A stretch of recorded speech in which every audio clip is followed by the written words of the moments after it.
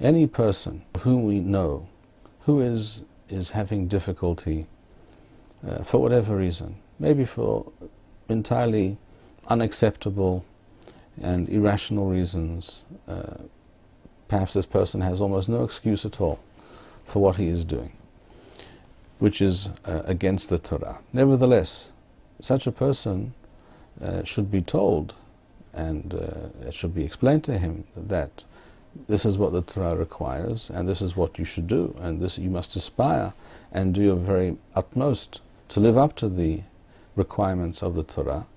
And yet, even if you are not yet doing so, or in other words, this may be the case with someone who is in the process of becoming more observant.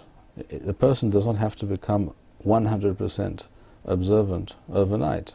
It might not be possible for different reasons, and the person may not even know everything that this entails. Anything that he is capable of doing, he must be told you must do, and anything that is unclear, we will teach you, we will help you. And anything which you, for whatever reason, find difficult to do right now, don't let that hold you back. Do other things. So if a Jew says, well, you know, I'm not really dati, I'm not fully dati because I don't daven every day. Some days I do, other days I don't, or I don't daven during the week, but I go to shul on Shabbat. Or things of this nature. Or I daven once a day, but not 3 times a day. And I mention this example because I think it's a very common example. Maybe particularly with younger people, but not necessarily. Such a person should not be led to believe that, well, if you didn't daven today, or you only davened once today, or if you only go to shul on Shabbat, then you have no business claiming to be dati, to be religious. You have no business wearing a kippah, etc., and identifying with observant Torah Jews. That's not the case. He should be encouraged to continue wearing that kippah. He should be encouraged, of course, to improve his ways, definitely, but he should not be led to think, and he should not be made to feel that he, and of course this applies to a she as well just as much, he should not be made to feel that he is a hypocrite, and therefore he should not, and he must refrain from doing, observing any part of the Torah. He should not study Torah because there's a certain miswah, or a certain prohibition that he does not observe properly or refrain from doing.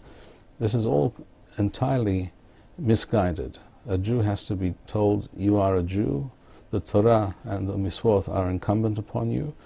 You must strive and do your utmost to perform all of them. But even if you know that you're not living up to everything, you should not feel that there's any reason to throw everything away because of this shortcoming on your part. And hopefully, B'ezrat Hashem, such a person can be led to a more observant and a fuller, richer Jewish life.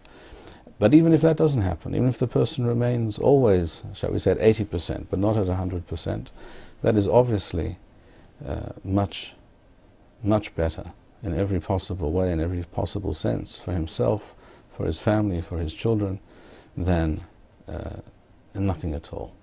This basic lesson must be internalized by all Jews, and we must always keep this in the back of our minds when dealing with such people, when hearing about such issues, wherever we may run into such phenomena.